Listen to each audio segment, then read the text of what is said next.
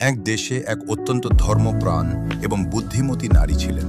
তিনি তার জীবনের প্রতিটি ছোট বড় কাজ শুরু করার আগে অত্যন্ত ভক্তি ভরে বিসমিল্লাহির রহমানির রহিম বলতেন।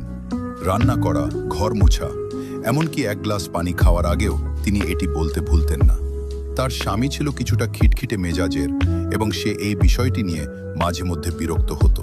একদিন স্বামী চিন্তা করল, আমি আজকে দেখব ওর এই বিসমিল্লাহ ওকে কিভাবে রক্ষা করে। স্বামীর পরিকল্পনা।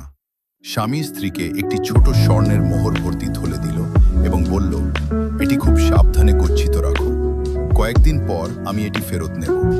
স্ত্রী যথারীতি বিসমিল্লাহ বলে থলেটি গ্রহণ করলেন এবং একটি আলমারির নিরাপদ জায়গায় বিসমিল্লাহ বলেই রেখে দিলেন। স্বামী আড়ালে দাঁড়িয়ে সব দেখছিল।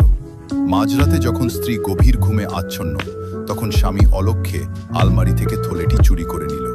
এরপর সে বাড়ির পেছনের একটি গভীর কুয়াতে গিয়ে থলেটি ফেলে দিল এবং ভাবল, এবার দেখব কিভাবে সে এটি খুঁজে পায়। অলৌকিক ঘটনা। পরদিন সকালে স্বামী স্ত্রীকে বলল, সেই স্বর্ণের থলেটি এখনই নিয়ে এসো, আমার বিশেষ প্রয়োজন। স্ত্রী শান্ত মনে উঠে দাঁড়ালেন। তিনি জানতেন না রাতে কি ঘটেছে। তিনি আলমারির সামনে গিয়ে পূর্ণ বিশ্বাস নিয়ে জোরে বললেন, বিসমিল্লাহির রহমানির রহিম। ঠিক সেই মুহূর্তে আল্লাহ তাআলার নির্দেশে কুয়া থেকে সেই থলেটি তুলে আনার ব্যবস্থা হয়ে গেল। স্ত্রী যখন আলমারিতে হাত দিলেন, তিনি অবাক হয়ে দেখলেন থলেটি ঠিক আগের জায়গায় রাখা আছে এবং সেটি ভেজা। সত্যের প্রকাশ। স্ত্রী থলেটি এনে স্বামীর হাতে দিলেন। স্বামী থলেটি হাতে নিয়ে হতবাক হয়ে গেল। সে দেখল থলেটি থেকে পানি ঝরছে। সে নিজের ভুল বুঝতে পারল এবং স্ত্রীর কাছে সব খুলে বলল।